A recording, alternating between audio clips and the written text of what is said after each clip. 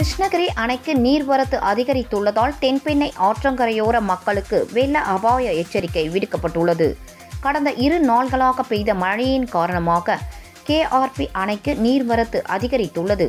அணையின் தற்போதைய கொள்ளளவு 1415.90 மில்லியன் கன அடியாகவும் அணையின் நீர்மட்டம் 49.75 அடியாகவும் உள்ளது. அணையின் நீர்வரத்து வினாடிக்கு 3126 கன அடியாக உள்ளது. அணையின் பாதுகாப்பு கருதி அணையிலிருந்து வினாடிக்கு 3126 கன அடி நீர் வெளியேற்றப்படுகிறது. அணையிலிருந்து கூடுதலாக நீர் வெளியேற்றப்படுவதால் கிருஷ்ணகிரி, தருமபுரி, திருவண்ணாமலை ஆகிய 3 மாவட்டங்களில் தென்பெண்ணை ஆற்றின் கரையோரம் வசிக்கும் மக்கள் பாதுகாப்பான இடத்திற்கு செல்லுமாறு அறிவுறுத்தப்பட்டுள்ளது.